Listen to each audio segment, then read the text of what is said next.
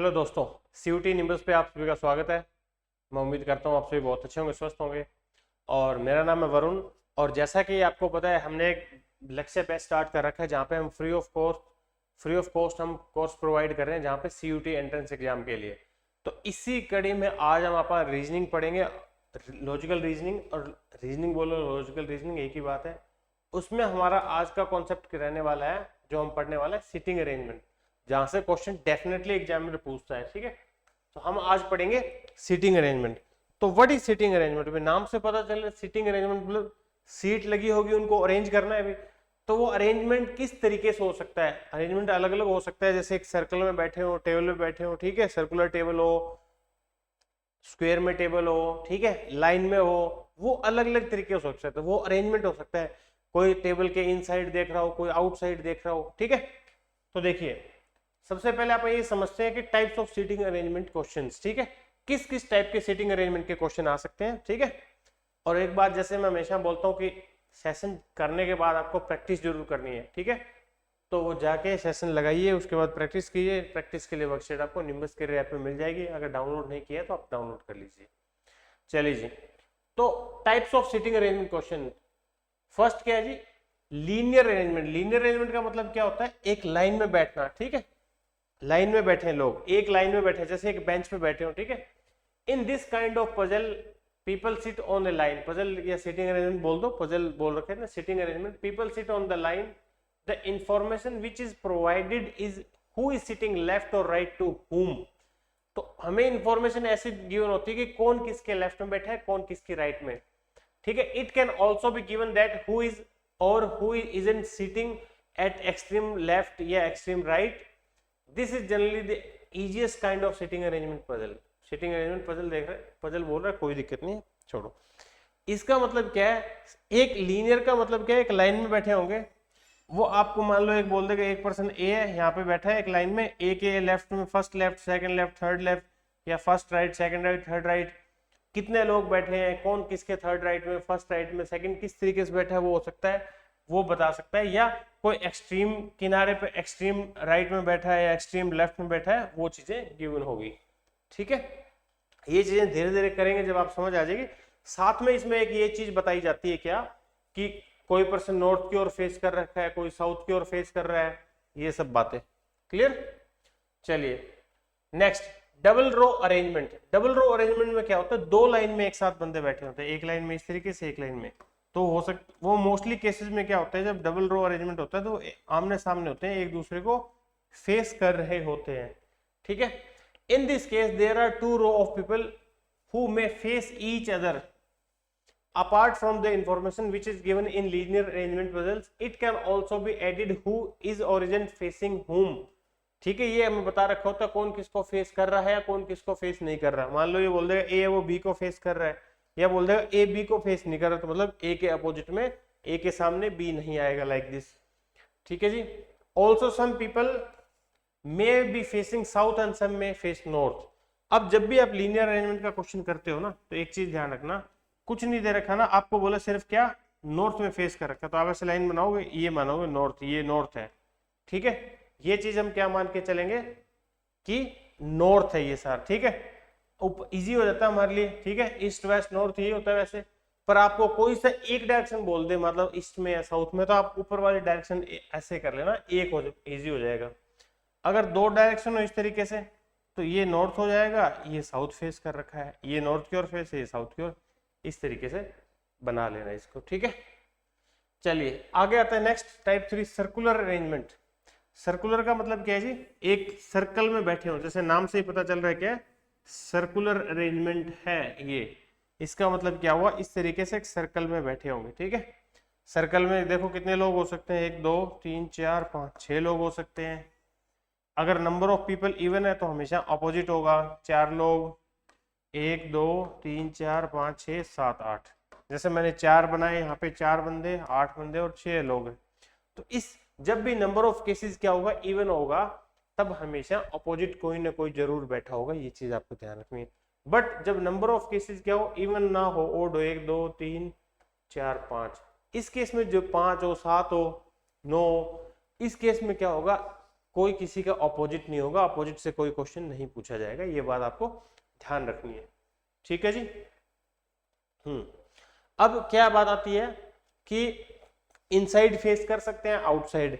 कुछ इनसाइड का मतलब क्या है, जैसे 4 लोग बैठे हैं, इनसाइड फेस कर रखे हैं, इनसाइड फेस मतलब फेसिंग द सेंटर, सेंटर की ओर फेस कर रखा है। अगर आउटसाइड बोले तो आउटसाइड फेस कर रखा है। इसमें एक ही बात ध्यान रखनी है, अगर कुछ भी नहीं बोल रखा हो तो फेस सभी का इनसाइड ही होगा, ये चीज आपको ध्यान रखनी है। अगर अदरवाइज बोल सकते हैं आउटसाइड फेस कर रखा है सभी ने इनसाइड, या किसी ने आउटसाइड किसी ने इनसाइड, जैसे क्वेश्चन में बोला होगा उस तरीके से अपन अप्रोच करेंगे। ठीक है। नेक्स्ट आता है स्क्वायर या रेक्टेंगल। ठीक है, अरेंजमेंट ये भी सेम है इस तरीके से। मान लो एक सर्कल में बिठाया, स्क्वायर या रेक्टेंगल बना दिया।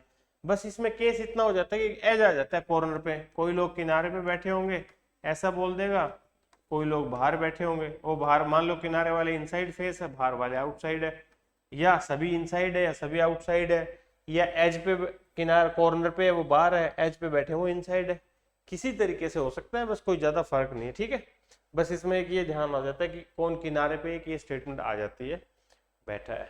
ठीक है, तो ये 4 टाइप के पजल अपन देखेंगे आज के अपने सेशन में। ठीक है, सीटिंग अरेंजमेंट के puzzle.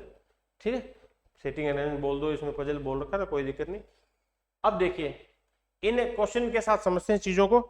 In a college party 5 girls are sitting in a row. कोई कॉलेज पार्टी 5 गर्ल्स है, उसमें वो रो में बैठी है।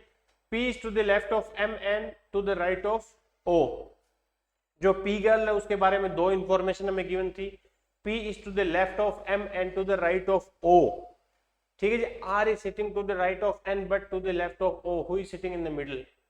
ठीक है, कुछ इंफॉर्मेशन दे रखे। और एक चीज आपने नोट करी होगी, हमें ये नहीं बता रखा क्या कि कौन सी डायरेक्शन में फेस कर रखे हैं सभी ने। तो ऐसा कुछ नहीं बता रखा हो तो आप ये एज्यूम करके चलोगे सभी ने एक ही डायरेक्शन में फेस किया, दैट इज अपसाइड।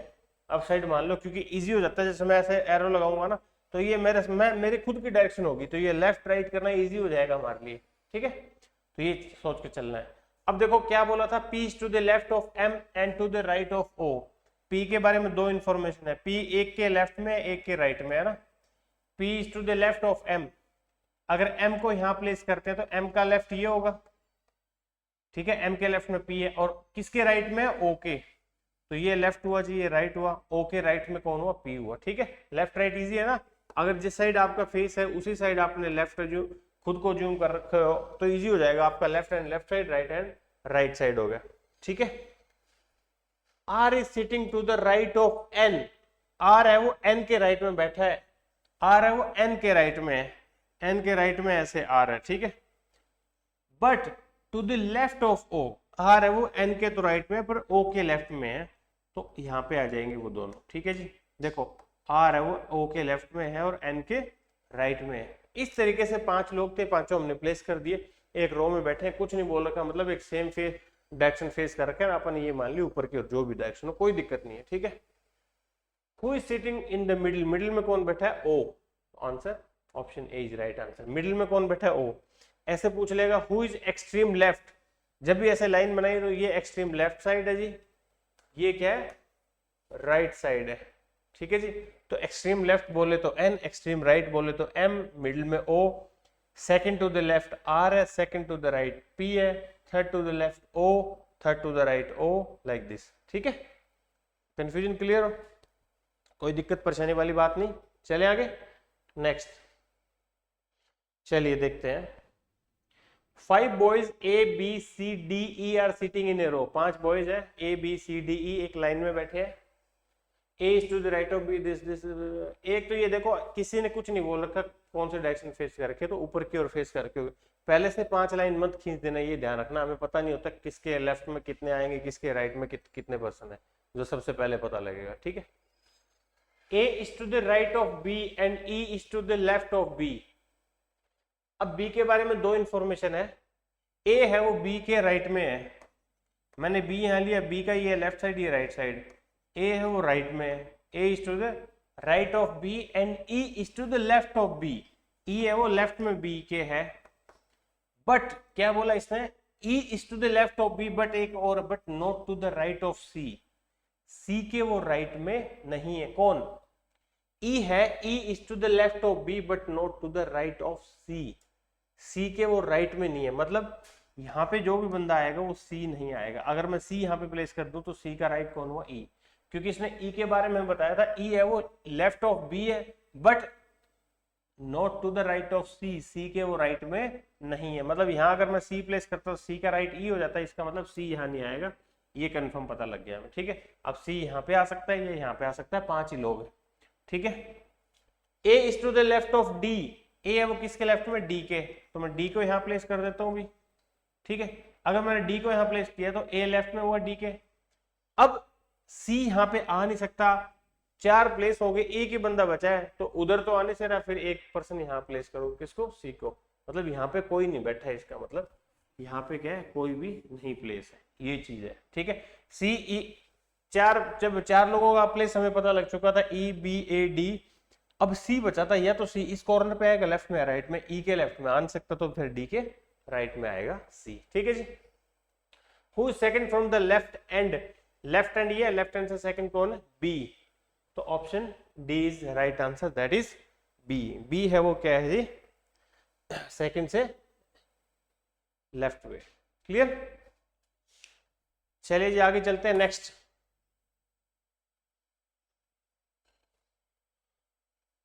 ओके, इस बार आ गया सर्कल का क्वेश्चन, ठीक है जी।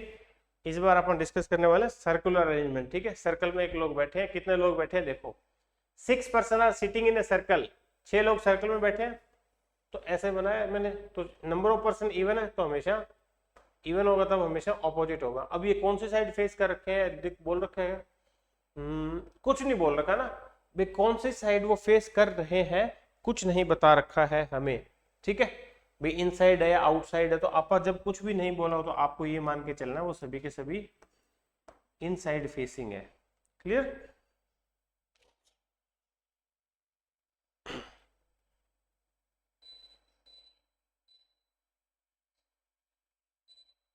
चलिए जी, अब ऐसे बना दिया।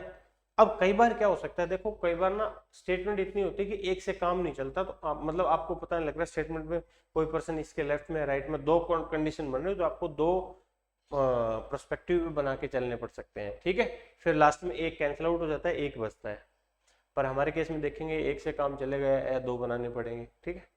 चलिए देखते हैं, A is facing B, A B को फेस कर रहा है, मैं ए यहाँ पर प्लेस कर देता हूँ, बी यहाँ पे, तो कहीं पे भी कर सकते हो, ए यहाँ पे, बी यहाँ पे, ए यहाँ, बी यहाँ, ए यहाँ, बी यहाँ, कोई फर्क नहीं पड़ेगा, ठीक है।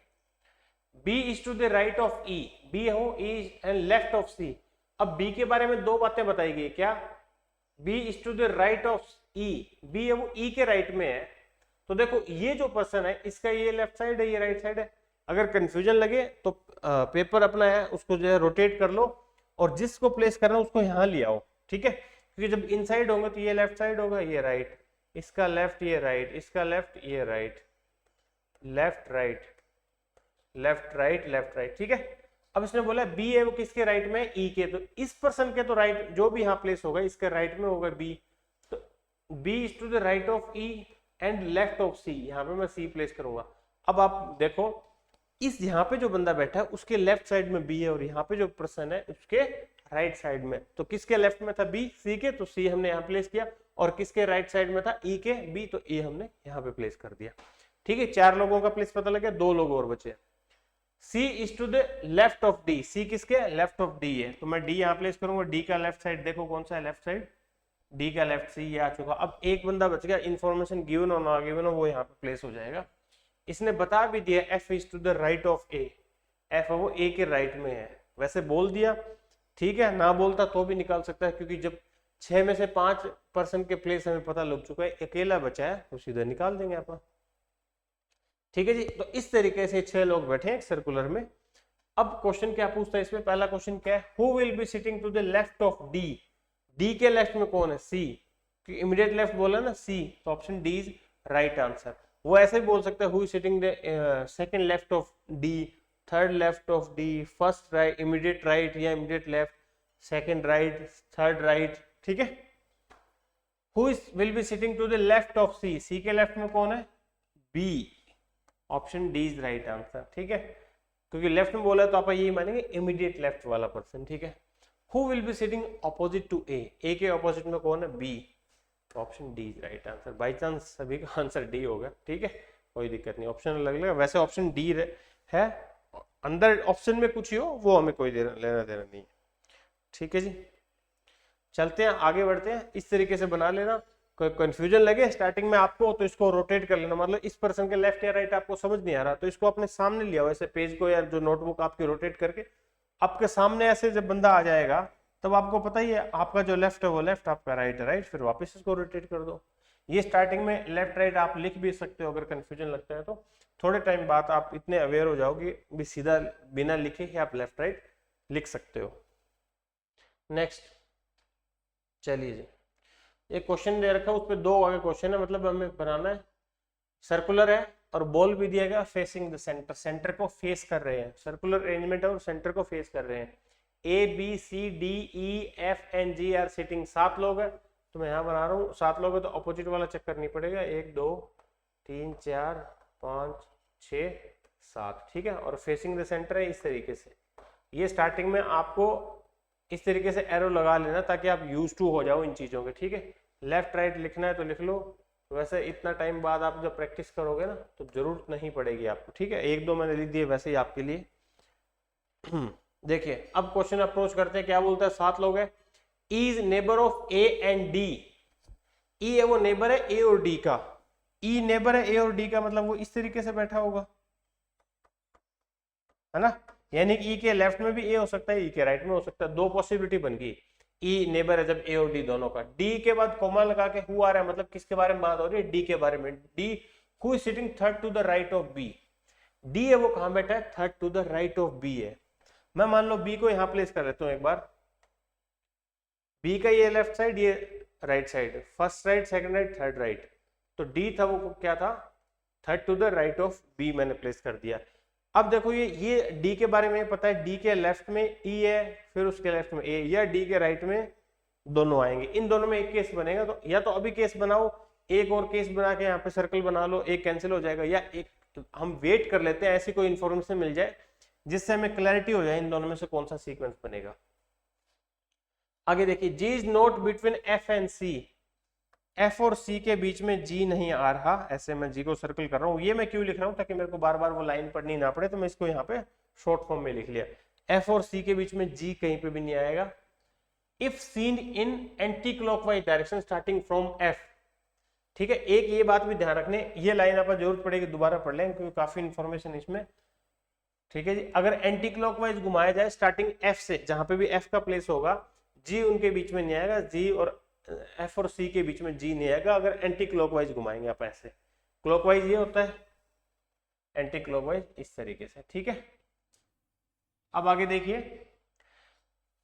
F is to the immediate right of A, अब क्लियर हो जाएगा, एफ है वो ए के जस्ट इमीडिएट राइट है, इस कंडीशन में ए के इमीडिएट राइट पे ई बैठा है और इस कंडीशन में ए के इमीडिएट राइट पे कोई नहीं है तो एफ आ जाएगा, यहाँ पे आ नहीं सकता, तो मतलब ये गलत हो गया हमारा, ठीक है, तो D E A F, D के राइट में ई के राइट में ए के राइट में एफ, हमें बोल दिया ना क्योंकि इसने बोला था एफ है वो इमीडिएट राइट ऑफ ए और यहाँ पे ए का राइट कोई है ऑलरेडी बैठा है।